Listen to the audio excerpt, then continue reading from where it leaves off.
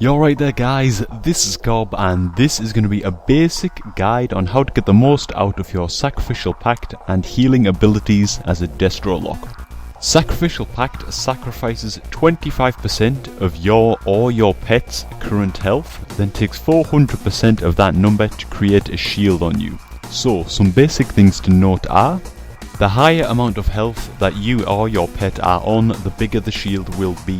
Using Sacrificial Pact on full health will give you a massive shield, as you can see here, whereas using it on lower health will drastically reduce the effectiveness of the shield. Sacrificial Pact is also one of the few abilities in the game that can be used while silenced and while stunned, meaning it is very powerful against stun and burst classes like mages and rogues. It also has a very short cooldown at 1 minute, so you should be using it pretty often just to get the most out of this ability. Alright, so that's all the info you need on the ability itself, and now for some basic guidelines on how to use the spell to its best. Of course, everything in PvP is situational, but for beginners, these general pointers will hopefully help you out. Sacrificial Pact has a very short cooldown for a defensive ability, and it works best when you have high health, so it is almost always best to use very early on in fights. This ensures that you use it on high health, and so the shield will be huge, and it's only a 1 minute cooldown, so it will be ready again before you know it. Then, if the shield isn't enough to keep you up, you use your heals, Dark Regeneration and Health Stone. Also remember not to use Ember Tap until you have Dark Regeneration popped, as this will increase your Ember Tap's heal by 25%. So the general order of defensive abilities should be something like this. Sacrificial Pact early, while on high HP, then pop your Dark Regen and Health Stone if it's needed, and then Ember Tap while Dark Regen is up if you think you need any extra healing to heal through burst. The main thing really to remember is to pop Sacrificial Pact very early on, and it just counters so much burst before it even lands. Like in this clip here, I see they want to swap onto me as I'm feared into a really bad position.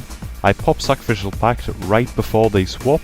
I absorb all of the mage's cooldowns, his Frozen Orb, his Frost Bomb, and even managed to sit in a full deep freeze and come out on decent HP. If I had still been in trouble out of that deep freeze, I could have even popped my heals here and been fine for even longer, but my healer let me know that I was out of the woods and that I'm good to keep playing offensive. So that's the basic order that I use my defensive cooldowns, and using them like this and in this order will serve you very well in most situations. But what if you've taken some damage first? If you're on lower health, your Sacrificial Pact shield will be weaker. So it's common sense really, use your heals before Sacrificial Pact, just reverse the order that you use the cooldowns in. Then, once you're in good health, pop your Sacrificial Pact. It's really better to use Sacrificial Pact first, as it will then be off cooldown quicker, but sometimes you can't help but to use your heals first. It really depends what situation you're caught in. As you can see in this clip, I'm playing a Warlock in blue Contenders gear that I'm just showing off here. So if I mess up my defensives, this geared BM Hunter is going to destroy me. But you can also see that my Sacrificial Pact is still on cooldown. So I pop my heals early just to counter his opening damage, and then I cast an Ember Tap with Dark Regen up for that 25% bonus healing. This puts me back up to almost full health, and now is the perfect time to use Sacrificial Pact. I use my defensives perfectly here with this huge Sacrificial Pact shield, and even though I would have struggled to 1v1 his pet, let alone the hunter in this current gear, I'm able to survive until help arrives. So in a nutshell, use Sacrificial Pact early if you can, and then use your heals afterwards if needed. If you're on lower health, just reverse the order of these cooldowns, use your heals first to pick up your HP, and then use Sacrificial Pact. Now here is what not to do. This monk is kicking my ass right here, and I use a really bad Sacrificial Pact while sitting at around half HP.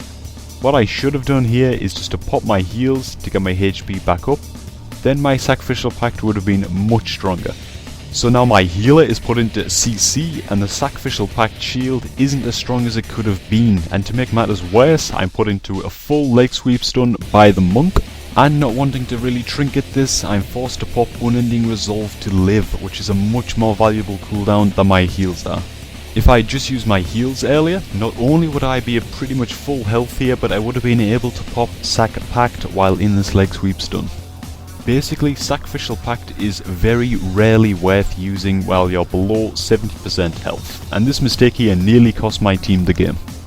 Now, I almost forgot to add this to be honest, but after looking over the video I realised I had not put it in. If you play with a pet, your Sacrificial Pact will sacrifice your pet's health. So you want to make sure your pet stays on good health.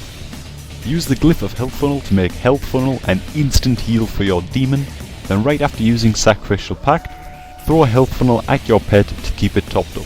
This will mean your next Sacrificial Pact is just as powerful as the first. Anyways, that's all for this video. I hope this cleared some things up for you guys who are struggling to survive still in PvP. Keep an eye out for my Unending Resolve guide, which will be covered in part 2 of this mini-series. But for now, stay Destro everyone and keep owning. See ya!